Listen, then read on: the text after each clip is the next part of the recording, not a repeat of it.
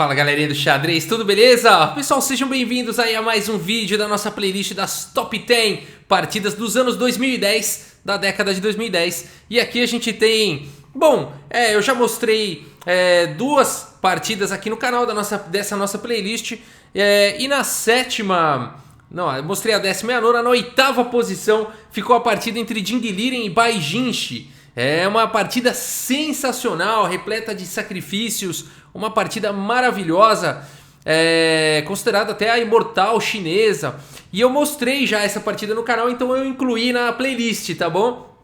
E aqui nós vamos então para a 7ª posição. Quem está de brancas é Danil Dubov, jogador russo, super grande mestre russo, contra Anish Giri, o super grande mestre holandês, um dos melhores jogadores do mundo. E vamos dar uma olhada então nessa partida. Ela aconteceu aí na FIDE Grand Prix em maio de 2019. Então vamos dar uma olhada. Danil Dubov de brancas abre com D4. Temos cavalo em F6 aqui pelo Giri, C4, E6, cavalo em F3, D5 e aqui bispo G5, então cravando aí o cavalo. D por C4, capturando aí o peão de C4 e agora E4 aqui pelo Danil Dubov. O cavalo não pode capturar o peão, ele está cravado. Esse lance abre um ataque descoberto sobre o peão de C4. As brancas gambitaram o peão, estão com um peão a menos. E o Giri decide segurar a rapadura. Ele joga o lance B5 aqui, protegendo o peão de C4. Ele não quer devolver o peão que ele capturou do gambito. A partida seguiu com A4, C6, protegendo tudo.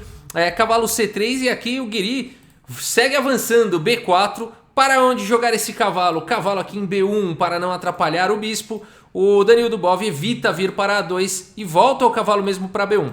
A partida seguiu com bispo em A6, o Giri segurando a rapadura de todas as maneiras, não quer devolver o peão gambitado.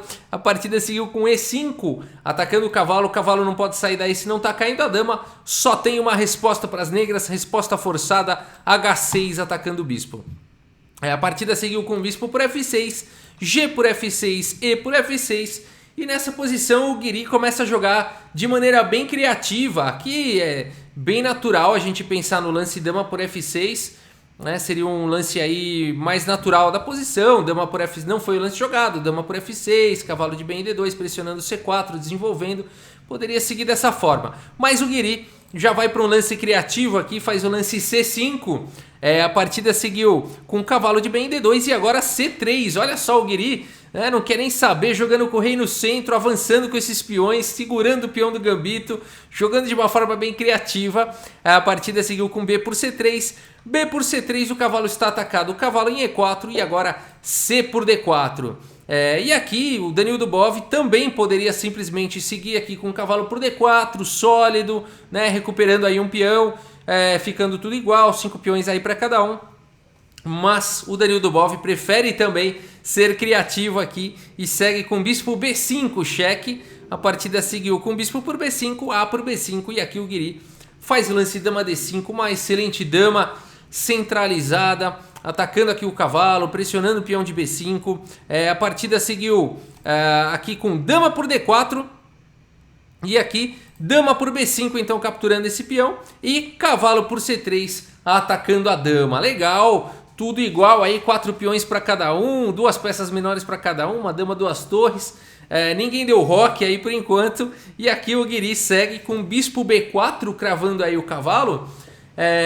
E aqui então o Giri provavelmente tem uma ideia de seguir aqui com o cavalo C6 na sequência, atacando a dama, capturar o cavalo, jogar dama B4, forçar a troca de damas, né? Por exemplo, se aqui o lance mais natural de todos, aqui o Danil Dubov tivesse jogado cavalo D2, que não foi o lance jogado, mas se ele tivesse jogado esse lance mais natural de todos, viria aqui bispo por C3, dama por C3, cavalo C6, provavelmente cavalo aqui em C4, dama B4, forçando a troca de damas e indo para uma partida provavelmente empatada, né? Que pelo visto é tudo que o Giri estava querendo aqui nessa partida, jogando de negras. Afinal de contas, esse peão aqui ele é muito incômodo, o Giri ainda não conseguiu dar roque, tudo bem que o Danil Dubov também não, mas aqui acho que seria um caminho seguro aqui para o Giri trocar essas damas logo e ir para um final empatado, né? Só que nessa posição então o Danil Dubov vai para um lance que é chocante quando você olha esse lance. Realmente poucas pessoas considerariam fazer esse lance. E aí o Danil Dubov então vai talvez e talvez seja o único movimento que permita realmente as brancas lutarem aí por um resultado diferente de um empate. E o Danilo Dubov vai para o chocante lance, grande rock nessa posição. Poucos jogadores fariam isso, precisa de muita criatividade, muita coragem, muita inspiração, né? Danilo Dubov faz o inesquecível lance grande rock aqui nessa partida. A partida seguiu com dama aqui em A5. Temos cavalo em B5. Mais um lance que exclama aqui pelo Danilo Dubov. Rafael, que lance maluco é esse? Cavalo B5 com cavalo no meio do nada aí, né? Que está acontecendo? Bom, esse lance tem várias ameaças por trás. Primeiro que as pretas não podem capturar o cavalo, a dama tem que continuar guardando a casa de D8. Se a dama captura o cavalo, a dama vem para D8, entrega checkmate na hora, né? A dama protegida aqui pela torre. Ah, tudo bem, é uma armadilhazinha, mas as pretas não precisam capturar. Não, não. É mais do que isso. Aqui as brancas estão ameaçando dama por bispo. Olha que beleza, né? E aí, se dama por dama, cavalo C7 cheque. Notem que o rei não pode vir para a coluna D nem descer para E7. Né? Então aqui, se fosse a vez das brancas, né, só para ficar mais fácil, eu vou passar a vez aqui. Né? A ameaça é dama por D4, dama por B4 e aí cavalo C7 cheque. O rei não pode vir para a coluna D nem descer para a casa de E7, teria que ir para F8 e depois torre D8 entregaria mate. Então vejam só, cavalo B5, um lance que traz muitas ameaças aí na posição. Aqui é muito difícil de achar um lance, cavalo A6 é praticamente forçado aqui na posição. Aonde a torre fica guardando a fileira do fundo, o cavalo fica guardando a casa de C7. A partida seguiu com dama D7 cheque, rei F8 e aqui mais um lance que exclama pelo Danilo Dubov. Rei B1, rei B1 impedindo dama em A1 com cheque, que seria bastante incômodo. Então rei B1, o rei está muito seguro aí em B1, por que não, né? Aparentemente não, né? Dá um desespero olhar esse rei aí, mas ele está seguro aí, não tem nada acontecendo. A partida seguiu aqui com bispo em A3 e agora torre aqui em D3, olha a situação, atacando aqui, pressionando aqui o bispo, né? O cavalo também fazendo pressão. A partida seguiu com dama B4, cheque, rei C2, dama A4, cheque, rei D2, bispo B4, cheque, rei E2, olha onde está indo parar esse rei. E aqui rei G8, né? Aqui rei G8 porque as brancas estão ameaçando sacrificar a dama aqui com dama D8, cheque, né? Seguido de torre por D8, mate. Né, o peão estaria tirando as casas de fuga do rei. Portanto, o rei G8, né, aqui dando a casa de H7 para o rei. Tá tudo certo, não tem mais sacrifício de dama. A partida seguiu com cavalo em E5 ameaçando aqui mate com dama por F7. Temos dama C2 cheque, rei F3 e aqui torre F8 protegendo a casa de F7, protegendo o mate.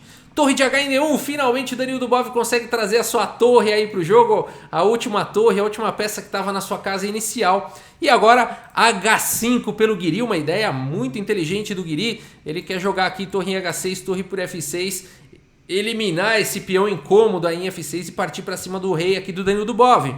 A partida seguiu com dama D4 aqui para tentar evitar essa manobra, vindo para F4 provavelmente. Claro que existe uma pressão no bispo, o bispo por enquanto protegido pelo cavalo. A partida seguiu com torre H7, um lance importante, segurando aqui a casa de G7, caso a dama dê um cheque lá em G5, não terá a dama G7 mate, né, depois que o rei for para H8. Então a torre aqui está muito bem, guardando a casa de G7. A partida seguiu com dama em F4 e agora bispo C5. Ameaçando uma entrada fortíssima aqui em F2. A partida seguiu com cavalo D4 fazendo bloqueio e ao mesmo tempo atacando a dama. A dama está atacada, a dama vem para A2, mantendo aqui a pressão toda no ponto de F2, mas agora a torre de 1 D2 atacando a dama.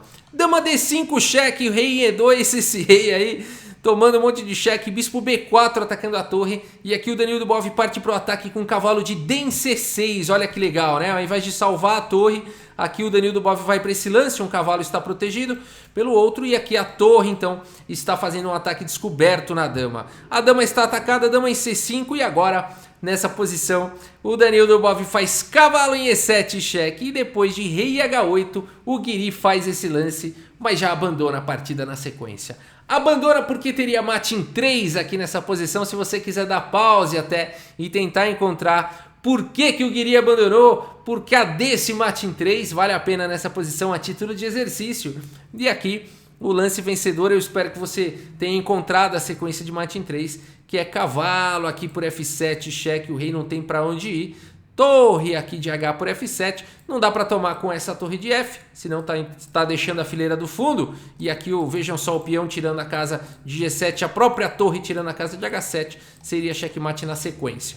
Então, por isso que nessa posição teria que jogar a torre por cavalo, mas aí viria dama em H6, o rei não tem para onde ir, ó o cavalo tirando a casa de G8 aqui, torre H7 único, e aí dama por F8 entregaria aí um belíssimo de um checkmate, por isso que depois aqui de cavalo em E7, cheque e rei H8, o Guiri já fez o lance, mas já abandonou aí na sequência, mate em 3. Que partida, meus amigos, que partida essa partida entre Danilo Dubov e Anish Guiri, uma partida histórica, né? O grande rock, aqui é lance para pendurar num quadro, né?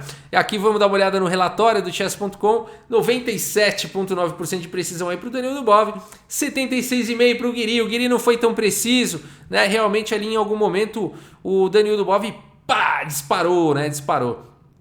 Vamos voltar para o tabuleiro para tentar entender, mas realmente aqui o lance bispo A3 não foi o lance mais feliz de todos aqui nessa posição pelo Guiri. Aqui bispo C5 mantém a normalidade das coisas, vejam que coisa, né? Porque aqui não tem mais a ideia de torre D3 com o tempo sobre o bispo, que foi o que aconteceu na partida.